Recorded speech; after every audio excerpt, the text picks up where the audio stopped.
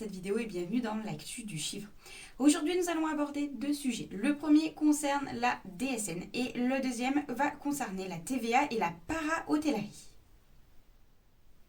Pour ce premier sujet de la vidéo, nous allons parler de la DSN. Tu la connais peut-être sous le nom de déclaration sociale nominative. Je te fais un petit rappel. La DSN, c'est une déclaration en ligne qui se fait tous les mois et qui comporte les informations qui concernent tes salariés. Et elle est produite uniquement par un logiciel de paye. Si je te parle de la DSN, c'est parce que le décret d'application numéro 2023-1384 du 29 décembre 2023 voit ces dispositions rentrer en vigueur depuis le 1er janvier 2024. Alors, ce décret d'application va aborder 4 points principaux. Le premier, c'est la mise en place d'un dispositif de vérification et de correction des déclarations sociales nominatives des employeurs, en organisant les modalités de signalement par les organismes de recouvrement des anomalies qui sont présentes dans ces DSN. Ensuite, la mise en place d'une procédure de substitution à l'employeur par l'organisme de recouvrement pour pouvoir effectuer les corrections qui ont été relevées. Ensuite, il prévoit une adaptation nécessaire au régime de vérification des déclarations sociales des travailleurs indépendants.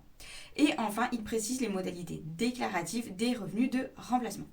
Si tu souhaites plus d'informations sur ce sujet, tu peux te rendre sur le site de legifrance.gouv.fr. Tu y trouveras sûrement toutes les réponses à tes questions. Pour ce deuxième sujet de la vidéo, nous allons parler de TVA et de para-hôtellerie. Si je t'en parle, c'est parce que les dispositions de la loi numéro 2023-1322 du 29 décembre 2023 sont rentrées en vigueur depuis le 1er janvier 2024. Alors, il est important de faire la distinction entre le secteur hôtelier et les secteurs ayant une fonction similaire du secteur résidentiel, c'est-à-dire résidence étudiante, résidence senior. Dans le cadre du premier secteur, c'est-à-dire le secteur hôtelier et les secteurs ayant une fonction similaire, la TVA est applicable de plein droit sur les prestations de mise à disposition de logement si deux conditions cumulatives sont remplies. La première condition à remplir, c'est de fournir au moins 3 prestations connexes, c'est-à-dire soit le petit déjeuner, le nettoyage régulier des locaux, la fourniture de linge de maison ou la réception de la clientèle, même si elle n'est pas personnalisée. Et la deuxième condition qu'il faut remplir, c'est de proposer une durée de location qui est inférieure à 30 nuitées. Donc là, si tu remplis ces deux conditions cumulatives, alors tes prestations seront soumises à TVA de plein droit. Pour ce qui est du deuxième secteur, le secteur résidentiel, résidence étudiante, résidence senior. Alors là, il n'y a pas de condition de durée de location à remplir.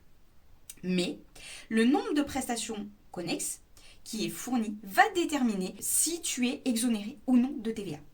Alors, si tu remplis au moins 3 des prestations connexes, alors tu es soumis de plein droit à la TVA sur tes prestations que tu proposeras. Et voilà, c'est tout pour aujourd'hui, c'est tout pour cette vidéo. Je te remercie de l'avoir regardée, je te remercie d'être arrivé jusqu'au bout de la vidéo. Alors non, je ne vais pas te faire le commentaire habituel sur le partage, le like et le commentaire, puisque si tu regardes mes vidéos, tu le sais déjà. Donc je vais juste te souhaiter de passer une excellente journée, et puis je te dis à bientôt dans une prochaine vidéo de l'actu du chiffre.